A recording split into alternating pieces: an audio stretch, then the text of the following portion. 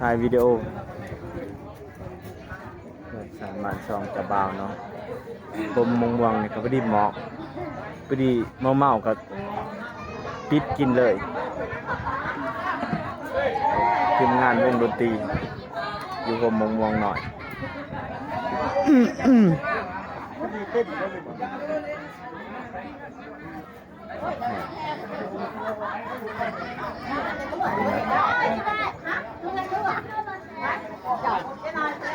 บ้านก็คักเด้ออยู่ในโน่น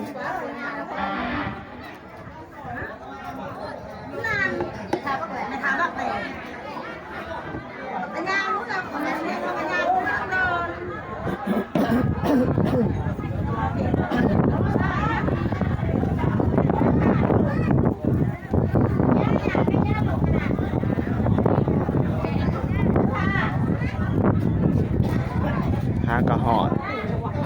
จนเกือบ12 โมง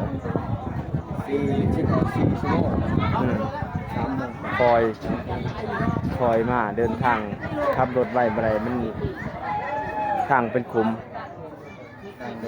ทางแดงจนหัวแดงหมด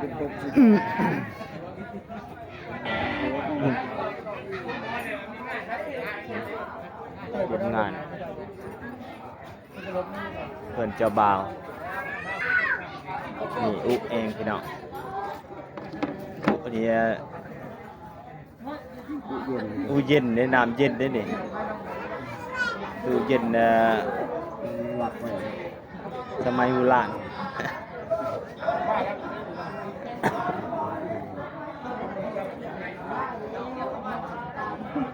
ท่านหมอดรถนึงติดเครื่องมาไกลฮะ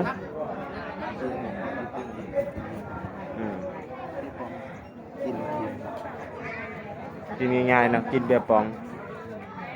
กินเบียร์ขวดเนี่ยบ่ทนเจ็บเด็กน้อยเก็บไว้ขายได้นะดีกว่ากินเบียร์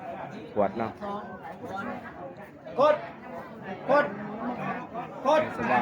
สบายกินแล้วย้อนทิ่มให้เด็กน้อยเก็บมาคุณยิงบ่ตีวันนี้มันเอาบ่ได้แล้วมันขอเบียร์เอาเบียร์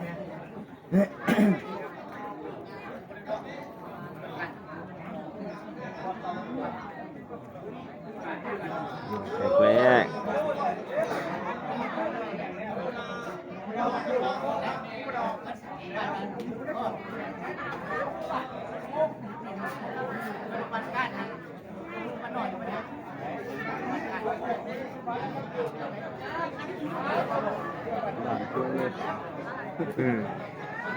จักบาทอีกยังเนาะบาทดอนม่วงบาทดอนม่วงเลย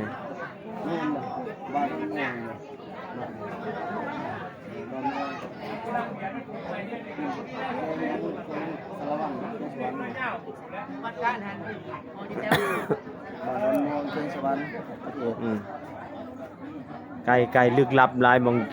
มองบานอยู่นี่แต่ว่าแม่ตีพวงหลายทุกสางกินดอนต้นหญ้าหลายยังกวางยังบ่ทันขับแขกปานใดทางนี้สบายไทยมา